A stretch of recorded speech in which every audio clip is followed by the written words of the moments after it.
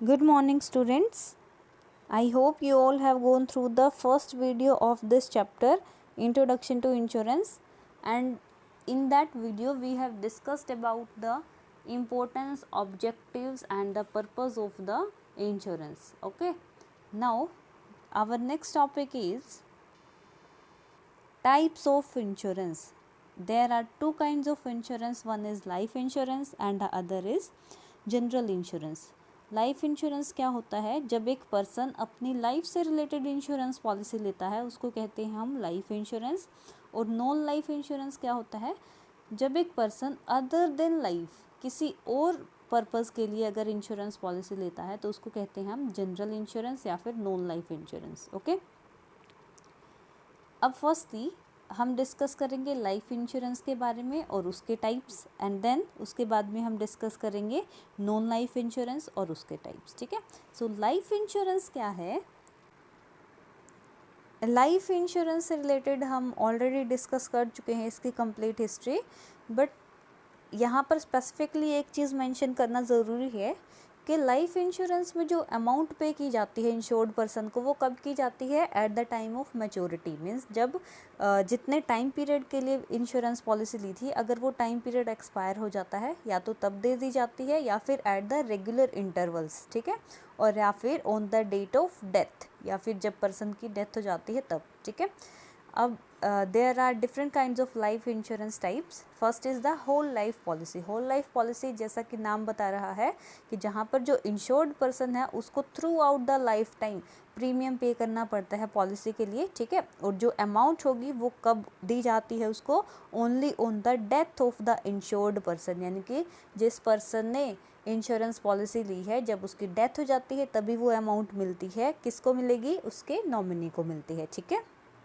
Next is the endowment policy. Endowment का मतलब होता है डोनेशन ऑफ मनी. ठीक है, एंडोवमेंट पीरियड का मतलब होता है किसी एक स्पेसिफिक पीरियड के लिए पॉलिसी ले ली जाती है, जैसे 15 ईयर्स, 20 ईयर्स, 25 ईयर्स, इस तरह से. ठीक है, और जो अमाउंट पे की जाती है वो या तो eight the time of death of the insured और या फिर eight the time of maturity. ठीक है, दोनों में से जो भी पहले होगा उस पे. ठीक है, then is the joint life policy. जैसा कि नाम सजेस्ट कर रहा है, ज्वाइंट लाइफ का मतलब जब दो पर्सन मीन्स एक से ज़्यादा पर्सन मिलके अगर अपनी लाइफ से रिलेटेड पॉलिसी लेते हैं तो उसको हम कहते हैं ज्वाइंट लाइफ पॉलिसी. ठीक है, और यहाँ पे क्या है कि in the event of death of anyone, जैसे अगर दो लोगों ने मिलके ज्वाइंट लाइफ पॉलिसी ली है और उनमें से किसी एक पर्सन की डेथ हो जाती है तो जो अमाउंट है वो किसके मिलेगी? किसको मिलेगी? जो पर्सन सर्वाइव कर रहा है. ठीक है, and if all the joint holders of policy survive, और अगर दोनों ही क्या है सर्वाइव कर रहे हैं तो वहाँ पे जो अमाउंट है वो on the date of maturity उनको पे कर दी जाती है. ठीक है, next is the annuity policy. Annuity policy का मतलब होता है एक predetermined periodic payout. Means पहले से डिसाइड होती है कि इतनी पेमेंट जो है वो की जाएगी. ठीक है, जो पीरियोडिक पेमेंट है वो की जाती है उस पर्सन को, इंश्योर्ड पर्सन को, या तो मंथली हो सकती है, क्वार्टरली, हाफ ईयरली और ईयरली. ठीक है, next is the sinking fund policy. Sinking fund policy का मतलब होता है कि ऐसी पॉलिसी जो फर्म्स और कंपनीज लेती हैं for the replacement of fixed assets और टू पे ऑफ द लाइबिलिटी, यानी कि अपनी लाइबिलिटीज़ को पे ऑफ करने के लिए और या फिर फिक्स्ड असेट्स जो उनकी है उनको अगर रिप्लेस करना है तो उसके लिए जो फर्म्स हैं या फिर जो इंश्योरेंस जो कंपनीज़ हैं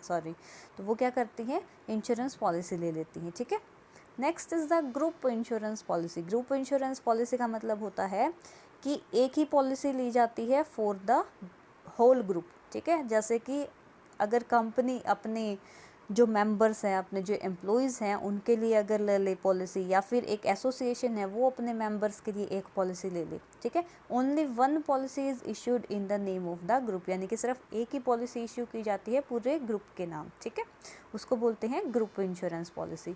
then is the term insurance policy. Term insurance policy का मतलब होता है जो इसमें क्या होता है, जो स्पेसिफिक लंपसम अमाउंट है वो पे की जाती है at the time of death of the insured. ठीक है, और यहाँ पर कोई मैच्योरिटी अमाउंट पे नहीं की जाती है.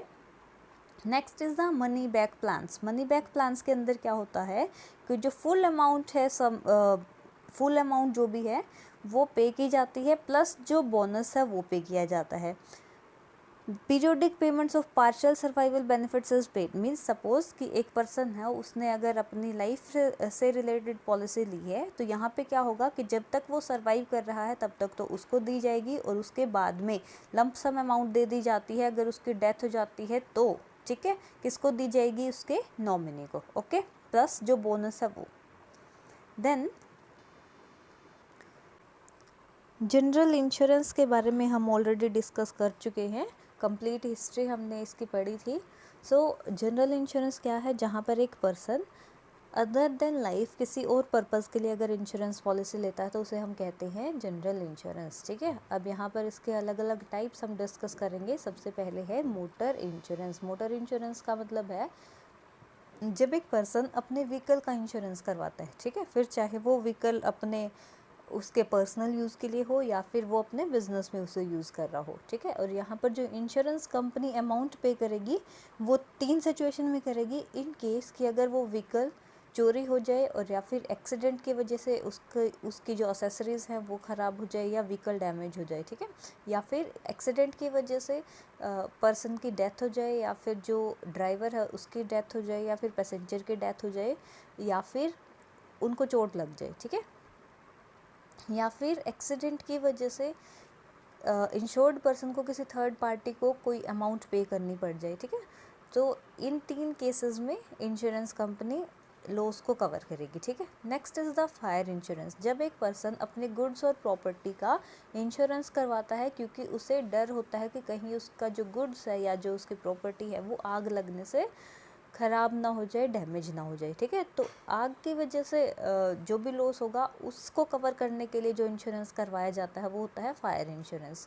और यहाँ पर जो जिस अमाउंट के लिए, जितनी अमाउंट के लिए भी इंश्योरेंस पॉलिसी ली है वो, और जितना एक्चुअल लॉस हुआ है, उन दोनों में से जो भी कम अमाउंट होगी उसके लिए इंश्योरेंस कंपनी लॉस पे करेगी। ठीक है, देन यहाँ पर जो इंश्योरेंस कंपनी लॉसेस को कवर करती है वो क्या है? गुड्स स्पॉइल्ड और property damaged by the water use to extinguish the fire. आग को बुझाने के लिए जो पानी यूज़ किया गया था या जो फायर एक्सटिंग्विशर यूज़ किए गए थे, उसकी वजह से अगर गुड्स या जो प्रॉपर्टी है वो डैमेज हो जाती है या स्पॉइल हो जाती है तो इंश्योरेंस कंपनी पे करेगी। या फिर जो फायर ब्रिगेड वाले हैं, अगर उन्होंने प्रीमाइसेस के साथ में लगता कोई भी अगर डिपार्टमेंट है या फिर कोई बिल्डिंग है, अगर उसको तोड़ दिया है ताकि आग और ज़्यादा ना फैले, तो उसके लिए भी कंपनी पे करेगी। या फिर breakage of goods in process of their removal from the building where fire is raging. जहाँ पर आग ज़्यादा फैल रही है उस बिल्डिंग से गुड्स को बाहर निकालने की वजह से अगर गुड्स डैमेज हो जाते हैं या टूट जाते हैं तो उसके लिए भी कंपनी पे करेगी। और या फिर जो फायर एक्सटिंग्विशर्स में जो भी पर्सन्स एम्प्लॉयड है उनको जो वेजेस पे करनी है उसके लिए भी कंपनी पे करेगी। ठीक है, next is the marine insurance. Marine insurance का मतलब होता है जब वाटरवेज के थ्रू जो भी ट्रेड्स वगैरह की जाती है, अगर उसकी वजह से कोई लॉस हो जाता है तो उसे कहते हैं मरीन इंश्योरेंस। ठीक है, मैरीटाइम पेरिल्स कुछ होती हैं, लाइक मैरीटाइम पेरिल्स का मतलब समुद्र में जो भी मतलब एक्सीडेंटल सिचुएशंस होती हैं, ठीक है, या समुद्री तूफान आ जाए, या समुद्री लुटेरे आ जाए, या फिर आग वगैरह लग जाए, या कुछ भी डैमेज हो जाए वहाँ पे, ठीक है, तो उसकी वजह से जो भी लॉस होगा वो होता है मरीन इंश्योरेंस। ठीक है, और यहाँ पर जो पर्सन्स हो गए जिनका इंश्योरेबल इंटरेस्ट उसमें होता है वो कौन होते हैं? ओनर ऑफ द शिप,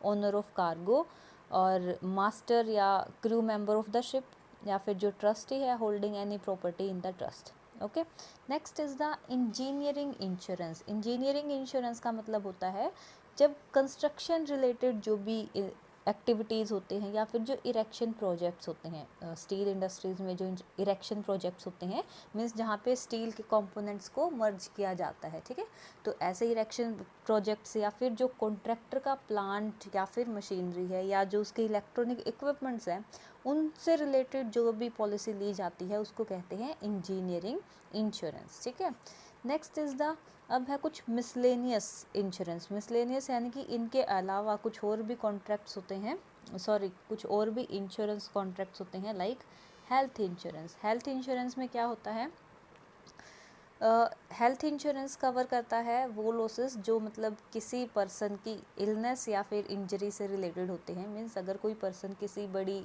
बीमारी से जूझ रहा है तो उसके रिगार्डिंग जो भी लॉसेस कवर किए जाते हैं उसके लिए जो इंश्योरेंस पॉलिसी करवाई जाएगी उसको कहते हैं हेल्थ इंश्योरेंस। ठीक है।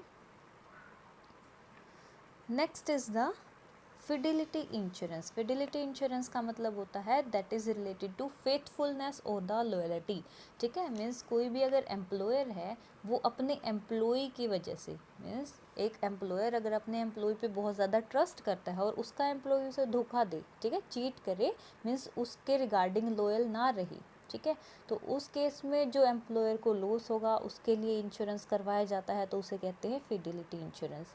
Next is the live stock insurance. Live stock insurance का मतलब होता है जो भी क्रॉस ब्रीड एनिमल्स होते हैं या जो इंडिजिनस एनिमल्स हैं उनकी वजह से जो भी अगर लॉस होगा, ठीक है, तो उसको कवर करने के लिए जो पॉलिसी ली जाती है उसको कहते हैं लाइव स्टॉक इंश्योरेंस। मीन्स इसके अंदर क्या हो सकता है, लाइक अगर जो एनिमल है वो इनकेपेसिटेट हो जाए टू कंसीव और यील्ड मिल्क, देन अगर ऐसा कोई लॉस होता है तो वहाँ पर लाइफ स्टॉक इंश्योरेंस करवाया जाता है। Then is the crop insurance. Crop insurance क्या होगा, जहाँ पर किसी भी अनसर्टन इवेंट्स की वजह से अगर स्टैंडिंग क्रॉप जो है, मीन्स जो पूरी तरह से पक चुकी है, ऐसी क्रॉप अगर बर्बाद हो जाए, ख़राब हो जाए किसी तरह से, तो उसके लिए जो इंश्योरेंस करवाया जाएगा उसे कहते हैं crop insurance. Then is the burglary insurance.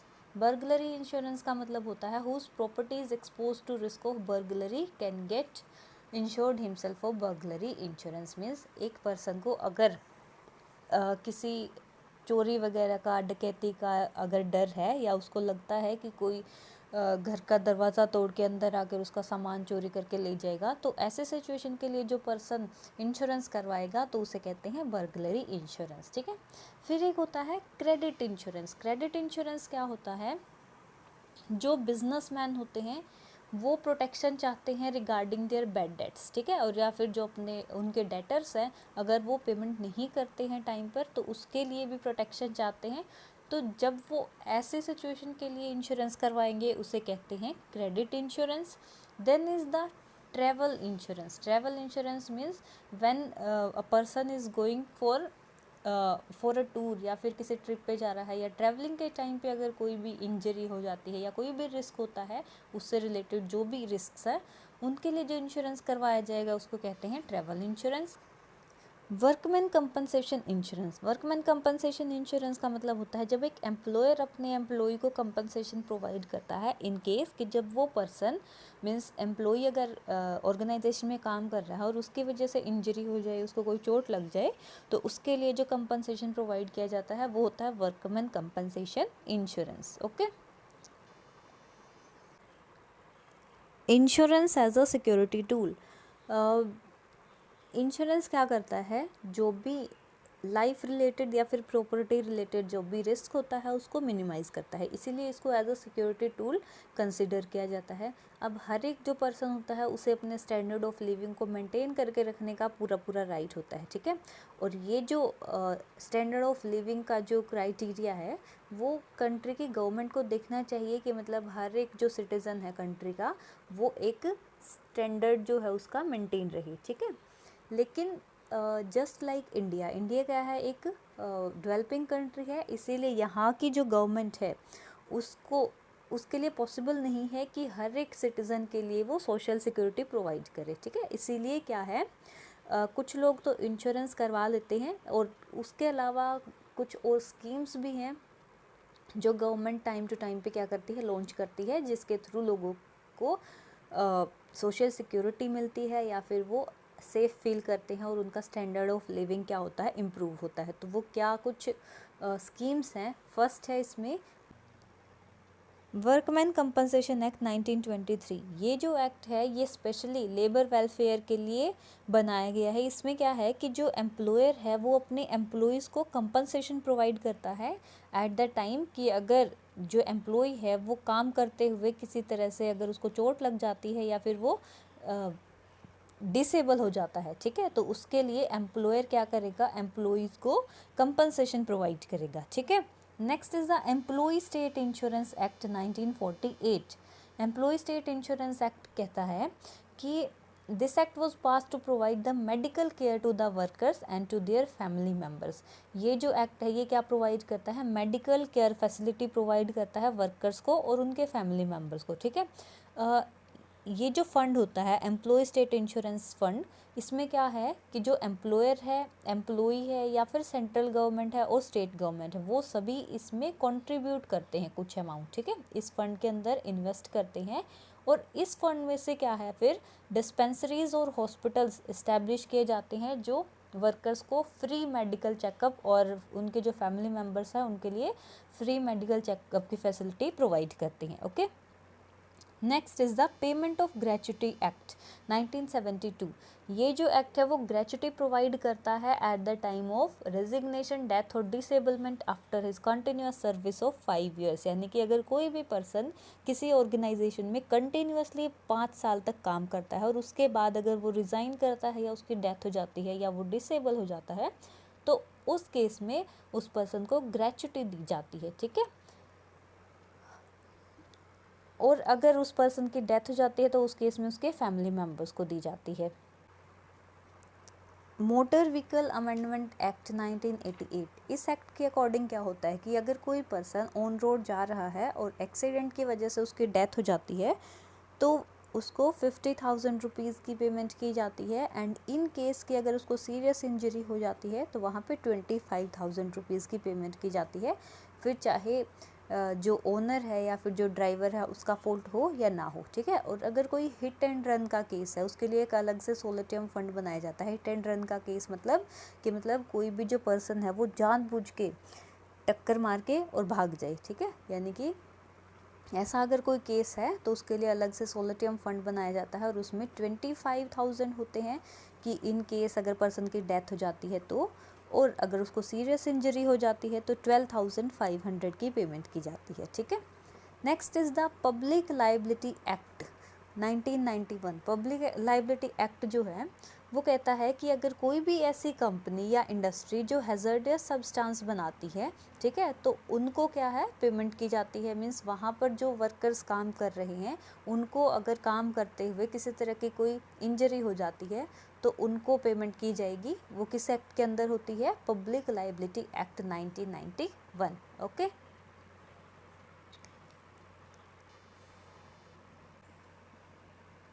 Maintenance and welfare of parents and senior citizens act 2007। Means अगर चिल्ड्रन या फिर लीगल हायर्स अपने पेरेंट्स का या फिर सीनियर सिटीजन्स को अपने साथ रखते हैं और उनकी मेंटेनेंस के लिए भी कुछ मंथली अलाउंस दिए जाते हैं, वो किस एक्ट के अंडर दिए जाते हैं, maintenance and welfare of parents and senior citizens act 2007, okay. Then is the unorganised workers और social security act. Unorganised workers कौन होते हैं, लाइक जो रिक्शा चलाने वाले हैं या ऑटो ड्राइवर्स है या फिर जैसे लेडी टेलर हैं, तो उन सब के लिए क्या है, उनके लिए भी एक स्कीम है जिसमें अगर वो किसी भी तरह से डिसेबल हो जाते हैं तो उनको जैसे मैटरनिटी बेनिफिट्स वगैरह या ओल्ड एज प्रोटेक्शन या प्रोविडेंट फंड या डिसेबिलिटी कवर, इन सब के रिगार्डिंग जो है कुछ मेंटेनेंस चार्जेस दिए जाते हैं, ठीक है।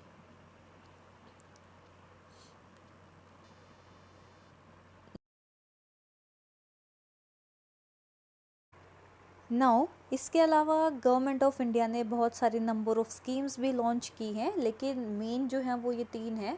One is the life stock insurance scheme. Life stock insurance scheme है जो कैटल्स या फिर एनिमल्स के लिए है। अभी हमने डिस्कस किया था ना कि जहाँ पे जो एनिमल्स हैं वो इनकेपेसिटेट हो जाते हैं टू प्रोड्यूस और इनकेपेसिटेट टू कंसीव और इनकेपेसिटेट टू गिव मिल्क, ठीक है। तो उस केस में life stock insurance scheme launch की गई है। देन इज़ द आम आदमी बीमा योजना, जो गांव में रहने वाले जो लोग हैं जिनके पास ज़मीन जायदाद वगैरह नहीं है, उनकी डेथ या डिसेबिलिटी से रिगार्डिंग जो इंश्योरेंस होगा वो किस में होता है, आम आदमी बीमा योजना। Then is the national pension scheme. इसमें क्या है, ये जो स्कीम है ये कंट्रीब्यूशन बेस्ड है। इसमें एम्प्लॉय जो हैं वो कंट्रीब्यूशन देते हैं मिनिमम 6,000 पर ईयर, और जो एम्प्लॉयर है उसको कंट्रीब्यूट करना पड़ता है 10% ऑफ हिज सैलरी। ओके,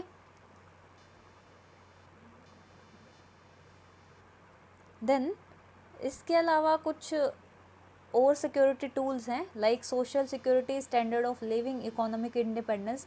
ये ऑलरेडी सब कुछ हम डिस्कस कर चुके हैं जब हमने इसके इम्पोर्टेंस और पर्पस किए थे, उस टाइम पर हम ये सब कुछ वन बाय वन डिस्कस कर चुके हैं। ठीक है, ऑलरेडी सभी जो हैं डिस्कस हो चुके हैं, so we will not repeat these again and again. Okay, then insurance and economic development.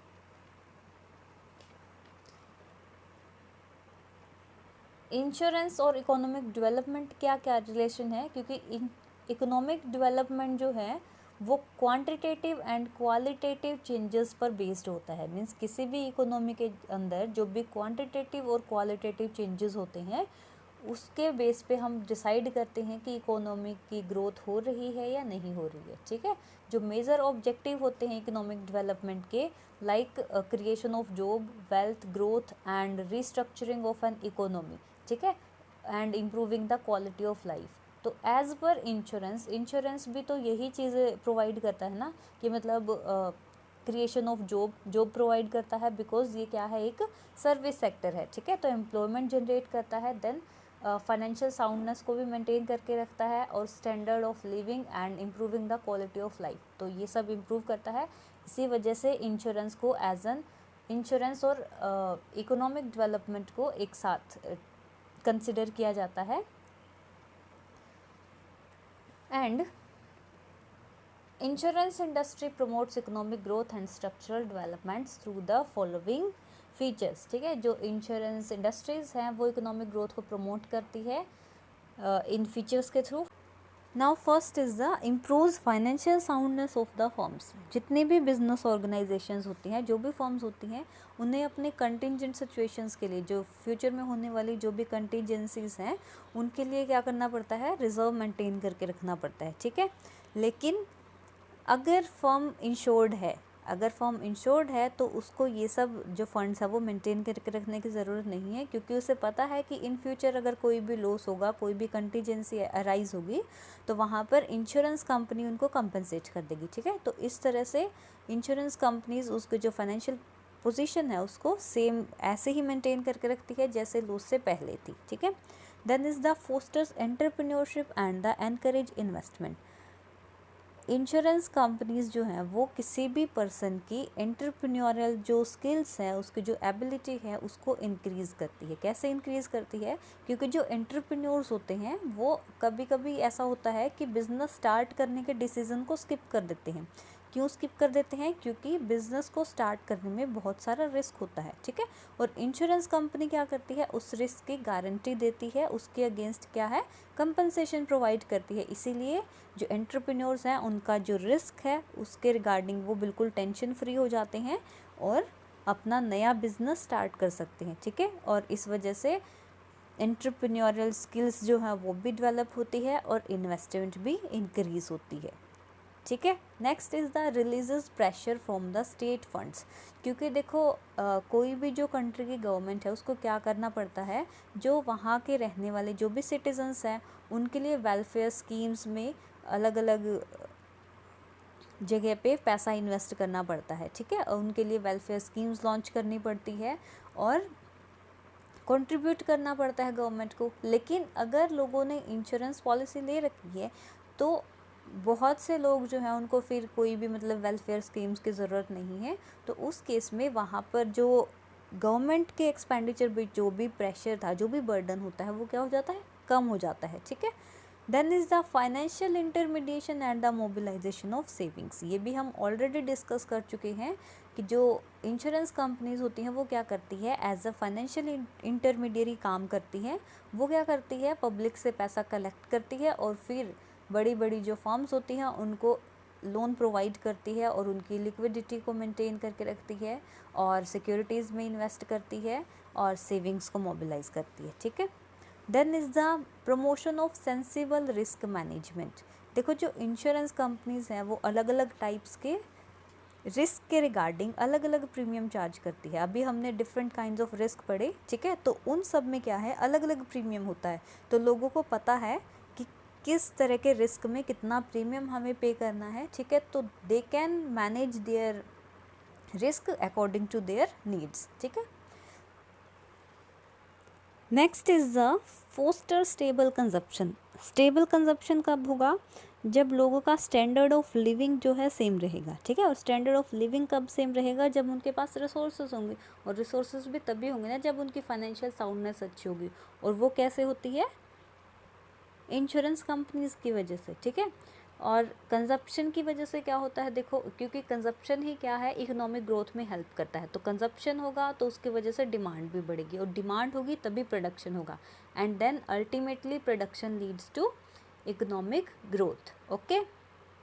तो in this way insurance company helps in the economic development of the country, ठीक है। This was the first chapter of our fundamentals of insurance, that is introduction to insurance, okay। next video में हम start करेंगे हमारा next chapter। तब तक के लिए thank you।